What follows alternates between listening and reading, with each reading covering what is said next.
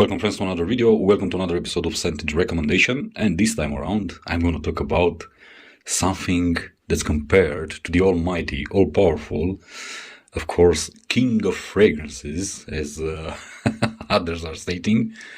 Yeah, it's that fragrance, but this comes from the house of the Merchant of Venice, and it's called Venetian Blue. And this is supposedly a somewhat similar take on the Credo Ventus recipe, although it doesn't feature the same exact composition.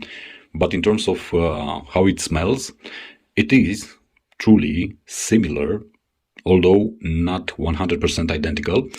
And furthermore, this is, if you want, how the king of fragrances should actually smell and perform in real life. Because this, when it comes to performance, when it comes to longevity, when it comes to projection and sillage, this simply trashes what a Ventus is offering nowadays. And this one costs half the price from what you get on Creed's offering. Let's talk about the composition, because it's very simplistic. We have apple, lemon and bergamot. Yeah, we get birch, patchouli. We also get moss and ambergris, so quite similar with Credo Ventus, but not identical.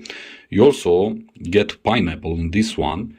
You don't get any blackcurrant, for example, just like you get in, let's say, Cedrat Bois from Ancera. And you also don't get leather in this one. This is very beautiful. This is very fresh. It's very uplifting. It's very invigorating. It's so well blended. The quality of the ingredients found in Venetian Blue is simply stunning. This house, the Merchant of Venice, it's a remarkable Italian niche house, and you get nothing but quality with their products. And I do have a couple of them in my collection, as you can see right here. And this one, I bought it mainly because I wanted to see if in real life this truly smells like a Ventus. And as I said, it's similar but not 100% identical. I wouldn't say this is a clone, I wouldn't say this is a copy, because it stands its ground, and I do find it a lot better, a lot nicer than Creed Ventus. I never was a big fan of Creed Ventus, I never was a big fan of Creed in general. I consider their products to be overhyped, overpriced, and they lack the quality for the asking price.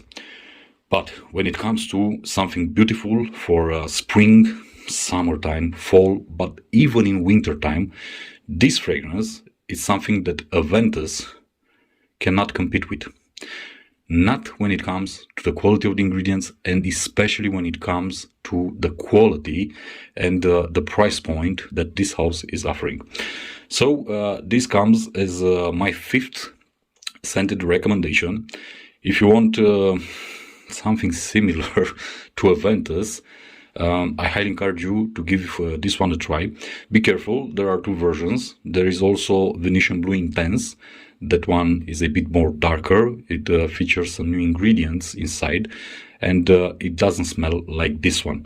So don't be fooled by the name Intense.